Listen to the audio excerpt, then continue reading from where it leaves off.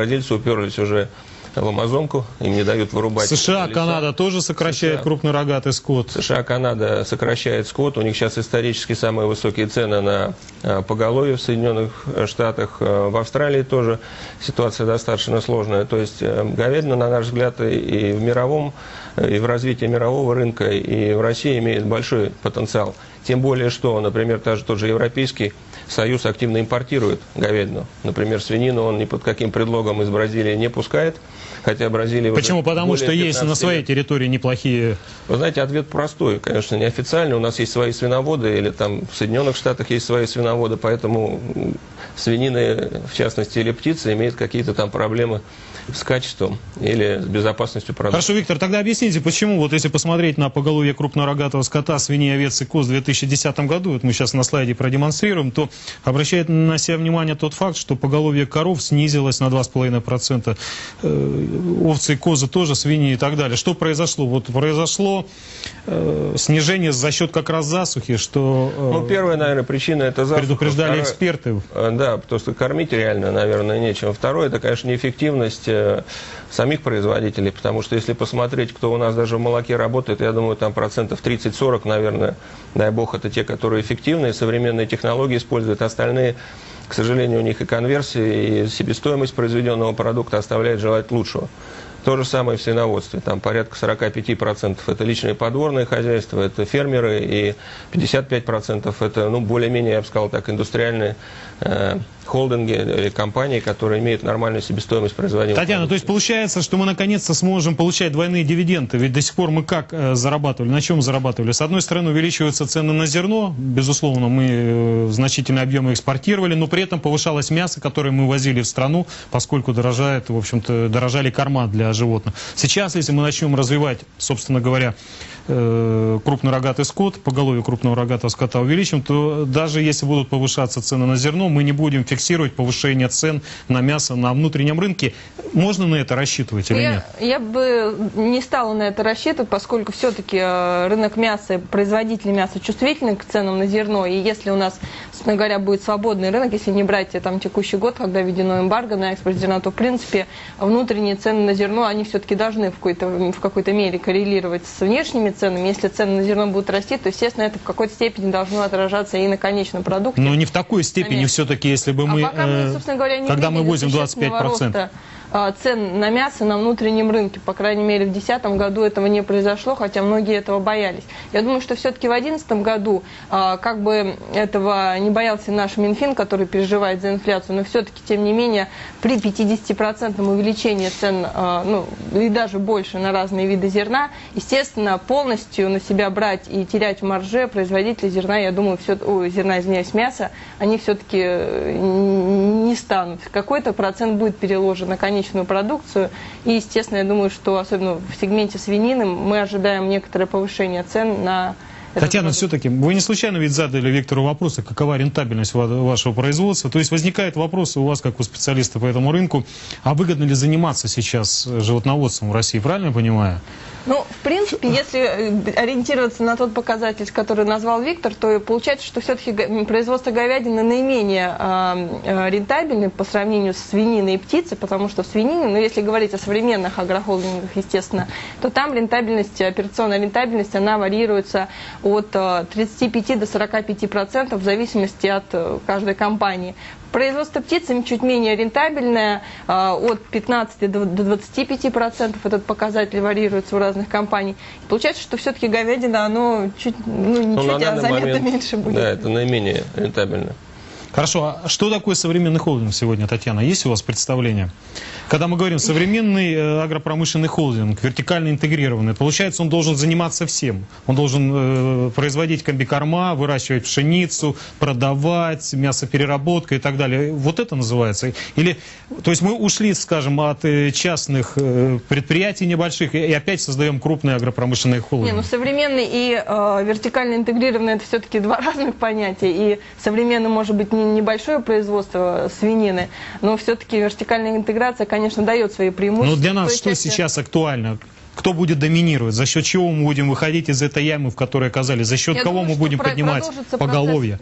Консолидации, и крупные компании, развивая свои мощности, запуская новые проекты, они будут постепенно вытеснять с рынка мелких производителей, поскольку те все-таки не смогут обеспечить те ценовые уровни, по которые с помощью высокой эффективности, соответственно, низкой себестоимости смогут предложить крупные вертикально интегрированные холдинги, поскольку у них есть и производство комбикормов, и если растениеводство, мясопереработка. В меньшей степени, это у всех по-разному, но производство комбикормов является очень хорошим, скажем так, дополняющим фактором по удержанию рентабельности на нужном уровне, поскольку можно...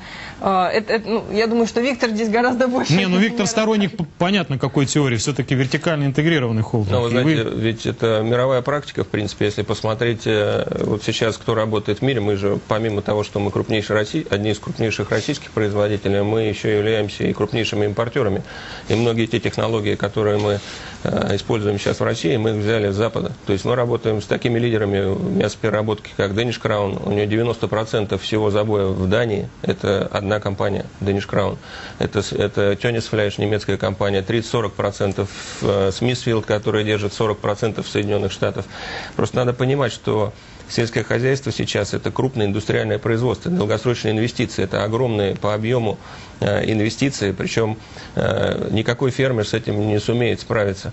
Это вопросы себестоимости, вопросы безопасности производимой продукции, это современнейшие технологии на уровне генетики, на уровне кормления. То есть мы постоянно используем, в нашем случае, я думаю, многие другие холдинги используют постоянно иностранных специалистов, консультации. Это большая работа на самом деле. И, конечно же, мелкому производителю, фермеру просто реально сложно конкурировать. То есть получается так, мы развивали фермерское хозяйство, а теперь, в общем-то, в очередной раз им придется туго, поскольку выживает сегодня крупнейшие.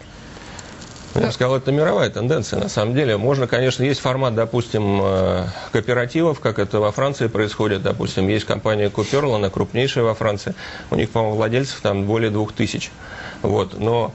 Понимаете, времени реально на раскачку в России нет, наше мнение. Но, кстати говоря, давайте о ВТО. Итак, если мы вступаем в ВТО, то что будет происходить на российском продовольственном рынке и, в частности, на рынке мяса? Ощутим ли мы, скажем, конкуренцию жесткую конкуренцию со стороны европейских производителей? Стоит ли нам ожидать прихода других производителей из Индии, которые, как я понимаю, планируют выйти на российский рынок более активно?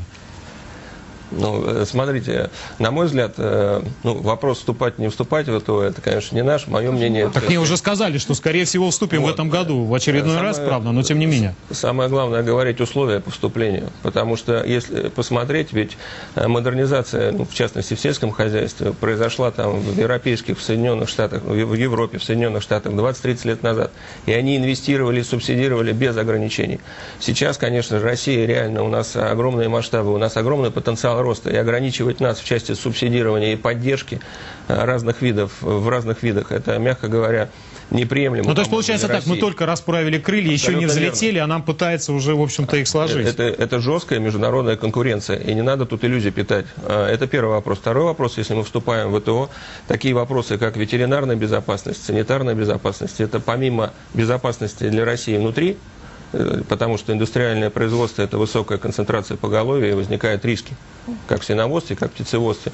Это еще и технические барьеры на пути, так сказать, импорта. И это нормально. Например, я повторюсь, Бразилия, она является членом ВТО со дня основания.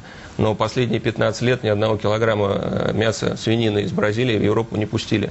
То же самое в США. То есть вы предполагаете, что, скорее всего, мясо из Европы к нам придет, наше мясо на европейский рынок не попадет?